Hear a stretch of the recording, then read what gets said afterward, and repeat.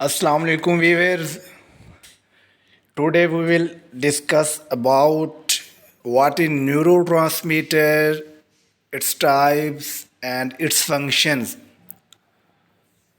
तो video start होने से पहले आप चैनल को सब्सक्राइब कर लें ताकि आपको हर नई आने वाली जो वीडियो है वो आपको आसानी से मिल जाए और आप उससे फ़ायदा उठा सकें। जी, what is neurotransmitter? Neurotransmitters are chemical messengers in the body. हमारी बॉडी में जो न्यूरोट्रांसमीटर्स होते हैं वो केमिकल मैसेंजर्स है। वो मैसेज को एक जगह से दूसरी जगह लेके जाते हैं। बॉडी में इंफॉर्मेशन की ट्रांसमिशन में जो है वो अपना रोल अदा करते हैं। Their job is to transmit signals from nerve cells to target cells. Nerve cell से जो टारगेट सेल्स होते हैं, जो टारगेट ऑर्गन्स होते हैं, जहाँ पे कोई फंक्शंस होना होता है, वहाँ तक जो है ये सिग्नल्स की ट्रांसमिशन करते हैं। These signals help regulate bodily functions ranging from heart rate to appetite. तो ये सिग्नल्स जो होते हैं ये मुख्तलिफ हमारी बॉडी में जो है वो फंक्शन परफॉर्म करने में हेल्प करते हैं। हार्ट रेट से लेके जो हमारी भूख है, एपीटाइट है, उस तक ये मुख्तलिफ फंक्शन सर अंजाम देते हैं। Neurotransmitters are part of the nervous system. ये नर्वस सिस्टम का हिस्सा है। They play a crucial role, trusted source in the human development and many bodily functions. तो ये इंसान की बॉडी में मुख्तलिफ फंक्शंस को जो है परफॉर्म करते हैं। Types of neurotransmitter. न्यूरोट्रांसमीटर्स की टाइप्स जो है वो बेसिकली कैटेगरीज में आती हैं। उनके जो फंक्शंस हैं उनके अकॉर्डिंग जो है उनकी क्लासिफिकेशन की जाती है। कुछ एक्साइटेटरी होते हैं जो कि फंक्शंस को परफॉर्म करने में बूस्ट का काम करते हैं, फैसिलिटेशन का काम करते हैं, और कुछ जो इनहिबिटरी होते हैं वो किसी भी बॉडी के फंक्शंस को जो है वो रोकते हैं, स्टॉप करने में या इनहिबिट करने में जो है वो परफॉर्म करते हैं। कुछ मैंडेटरी होते हैं जो दोनों के दरमियान जो है वो कंप्रोमाइज़ और उनके कनेक्शन का काम करते हैं। Experts have identified over 100 neurotransmitters to date and are still discovering more. तो बहुत से न्यूरोट्रांसमीटर जो हैं वो पाए जाते हैं और उस पर और रिसर्चेज की जा रही हैं। लेकिन जो हमारा सिलेबस है, जो हमारा कंसर्न है, उसमें जस्ट हम 4-5 न्यूरोट्रांसमीटर को डिस्कस करेंगे। तो सबसे पहले जो है एक्साइटेटरी न्यूरोट्रांसमीटर। ये अब फंक्शंस के लिहाज से इनकी 3 कैटेगराइज जो है कैटेगराइज इनको किया गया है। कुछ एक्साइटेटरी होते हैं, कुछ इनहिबिटरी होते हैं और कुछ जो है वो मेडुलेटर्स होते हैं। Excitatory neurotransmitter encourage target cell to take action. तो ये सेल्स को इनकरेज करते हैं, फैसिलिटेट करते हैं कि कुछ फंक्शन को जो है वो परफॉर्म करें। और कुछ होते हैं inhibitory neurotransmitter decrease the chances of the target cell take action. तो एक्शन लेने में जो है रुकावट बनते हैं या उनकी जो स्ट्रेंथ है उनको कम करते हैं। In some cases these neurotransmitter have a relaxation like effect. आगे है जी modulatory neurotransmitters can send messages to many neurons at the same time. तो ये इनका जो है मॉड्यूलेटर का काम करते हैं। They also communicate with other neurotransmitter. तो ये दूसरे न्यूरोट्रांसमीटर के साथ जो है कम्युनिकेशंस करते हैं। आगे जो न्यूरोट्रांसमीटर्स हैं उनको हम 1 बाय 1 डिस्कस करेंगे। इन न्यूरोट्रांसमीटर की एक्सेस और इनकी जो कमी है उनसे कौन से जो है हमारी बॉडी में साइकोलॉजिकल डिसऑर्डर्स या हमारे हेल्थ इश्यूज जो हैं वो हो सकते हैं। तो सबसे पहले acetyl कोलाइन। Acetyl कोलाइन is an excitatory neurotransmitter. ये हमेशा एक्साइटेटरी रहेगा।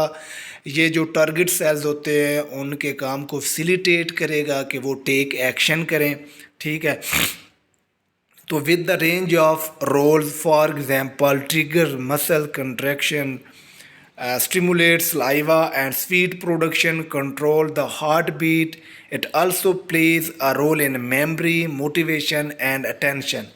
तो ये ऑलवेज जो है एक्साइटेटरी के तौर पे काम करता है और हमारी बॉडी में मुख्तलिफ जो फंक्शंस हैं जैसे हार्ट बीट है, हमारी मेमोरी है, मोटिवेशन है, अटेंशन है, इन चीज़ों में जो है इसका मेन रोल है. Low levels of acetylcholine link with issues relating to memory and thinking such as Alzheimer's disease. तो अल्जाइमर डिजीज़ क्या होता है? डिस्ट्रक्शन इन मेमोरी प्रोसेस या इम्पेयरमेंट इन मेमोरी प्रोसेस जो है उसको अल्जाइमर डिजीज़ कहते हैं. तो अगर लो लेवल में जो एसिटाइल कोलाइन है वो रिलीज़ हो तो अल्जाइमर डिजीज़ जो है वो हो सकती है. Having high levels trusted source of acetylcholine can cause too much muscle contraction. और अगर बहुत ज़्यादा acetylcholine जो है वो रिलीज़ हो तो उसमें क्या होता है, मसल कंट्रैक्शन जो है, पट्ठों का खिंचाव जो है वो हो सकता है. This can lead to increased saliva and tears, muscle weakness and paralysis, diarrhea and biliary जो है VN हो सकता है. तो ज़्यादा रिलीज़ होगा तो उसमें ये कंडीशन जो होगी वो मसल कंट्रैक्शन हो सकता है, सलाइवा एंड टीयर्स जो हैं वो ज़्यादा हो सकते हैं, मसल वीकनेस एंड पैरालिसिस हो सकता है, डायरिया हो सकता है और बलरी वियन हो सकता है. और अगर कम अल्जाइमर एसिटाइलकोलाइन कम मिकदार में रिलीज़ हो तो क्या हो सकता है, अल्जाइमर डिजीज़ हो सकती है. तो ये न्यूरोट्रांसमीटर के जो फंक्शंस है ज़्यादा होने से कम होने से क्या क्या हो सकता है, ये आप लोगों ने अच्छे से याद करना है. ये अक्सर पीपीएससी में क्वेश्चन पूछा जाता है. आगे है जी डोपामीन. अब dopamine is important trust source for the memory, learning, behaviour, movement control. तो डोपामीन जो है इसकी वजह से हमारी बॉडी में कौन से फंक्शंस होते हैं, मेमोरी, इसमें भी मेमोरी होती है लेकिन स्पेसिफिक जो है जो खसूसी न्यूरोट्रांसमीटर है मेमोरी के लिए वो एसिटाइल कोलाइन ही है. तो लर्निंग बिहेवियर है, मूवमेंट कंट्रोल है. तो regulating blood flow, trusted source, many people know dopamine और प्लेयर्स और रिवार्ड न्यूरोट्रांसमीटर. तो ये जो हमारे मुख्तलिफ इमोशंस होते हैं उनमें रोल अदा करता है. The brain release dopamine trust source during pleasurable activities. जब हम खुश होते हैं तो during happiness state of mind brain जो है वो डोपामीन रिलीज़ करता है. Researchers believe there is the link between dopamine deficiency and Parkinson disease. अगर तो डोपामीन की मिकदार कम खारिज हो तो फिर क्या होता है, पार्किंसन डिजीज़ होती है जिसमें हमारी बॉडी जो है वो शेकिंग करती है, हाथ पाँव जो हमारे हैं, हमारी टांगें हैं, हमारे बाजू है वो कांपते हैं, शेक करते हैं. ठीक है, शिवरिंग होती है. और अगर बहुत ज़्यादा ये रिलीज़ होने लग जाए तो फिर क्या होता है, फिर जो है स्किज़ोफ्रेनिया जो है वो बीमारी हो जाती है जो एक मेंटल डिसऑर्डर है, साइकोलॉजिकल डिसऑर्डर्स है. तो इसके अलावा और बहुत सी है जैसे डिप्रेशन है, एडिक्शन है, एंजाइटी है, बाइपोलर है एंड अदर कंडीशन जो हैं वो हो सकती हैं. तो आपने न्यूरोट्रांसमीटर्स की ज़्यादा और कम मिकदार में रिलीजिंग के बाद जो इफ़ेक्ट्स होते हैं वो आपने अच्छे से याद करने हैं. आगे है जी endorphins. Endorphins inhibit pain signals, stress sources and create a feelings of players. They have linked to laughter, love, sex and appetizing food. तो इंडोरफिन्स का जो बेसिक पर्पज़ है, जो इसकी बेसिक थीम है वो है पेन कंट्रोल. तो हमारे पेन के जो सेंस ऑफ पेन है उसमें जो मेन रोल है वो क्या होता है, इंडोरफिन्स का होता है. और many people feel better after exercising. One reason for this may be that exercise boosts endorphin levels. Laughter may also cause a release of endorphins. According to research published in the Journal of the Neuroscience Trust Source, endorphins may also help manage pain. A review of the research published in the Current Pain and Headache Report says that aerobic exercise can help prevent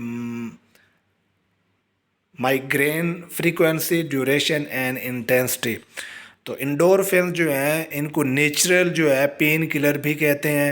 ठीक है, ये आप लोगों ने अच्छे से याद करना है, नोट कर लेना है कि एंडोर्फिन्स को नेचुरल पेन किलर कहते हैं और इसका जो मेन रोल है वो है पेन को कंट्रोल करना, पेन की रेगुलेशन में उसकी जो है, और जो हमारी इमोशंस होते हैं, प्लेयरेबल जो एक्टिविटीज़ होती हैं उनमें भी ये रोल अदा करता है।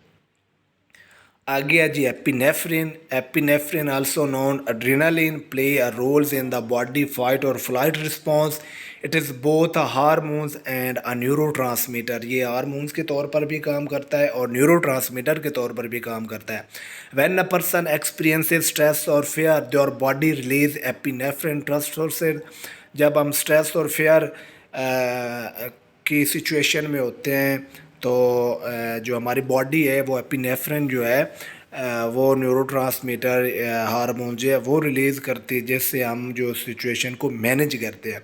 This increase heart rate and breathing and give the muscles the jolt of energy. It also helps the brain make quick decision. तो इमरजेंसी की सिचुएशन में जो है वो एपिनेफ्रिन जो है वो रोल अदा करता है।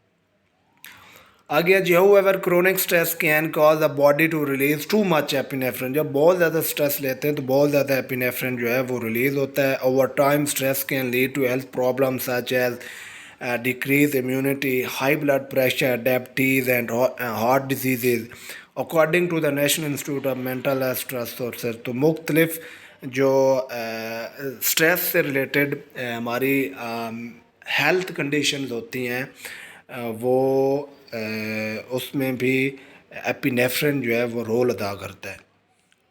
आगे जी गैबा। Gamma aminobutyric acid is the central nervous system main inhibitor trust source। जो एसिटाइल कोलाइन था वो ऑलवेज एक्साइटेटरी होता है और जो गैबा है ये ऑलवेज इनहिबिटरी होता है। ये हमेशा जो टारगेट सेल्स होते हैं उनके फंक्शंस को इनहिबिट करता है, रोकने की कोशिश करता है। It is a mood regulator and expert have linked low level of it with anxiety, depression and schizophrenia. अगर गैबा लो लेवल का रिलीज़ हो तो उसके साथ क्या होता है, एंजाइटी होती है, डिप्रेशन होता है और स्किज़ोफ्रेनिया होती है। और आगे serotonin. Serotonin is an inhibitory neurotransmitter. ये भी इनहिबिटरी न्यूरोट्रांसमीटर है। It helps regulate trust source mode behaviour sleep and memory. और ये स्लीप और मेमोरी में इसका मेन फंक्शंस हैं। आगे सीजनल अफेक्टिव डिसऑर्डर्स भी सीरोटोनिन की वजह से होता है। Cause symptoms of depression in the fall and winter when daylight is less abounded. तो सीजनल डिसऑर्डर्स होते हैं, कुछ लोगों को सर्दियों में प्रॉब्लम्स होते हैं, कुछ गर्मियों में होते हैं। तो जो सीजनल इफेक्टिव डिसऑर्डर्स होते हैं उनमें भी जो है सेरोटोनिन न्यूरोट्रांसमीटर मेन रोल अदा करता है। Thank you.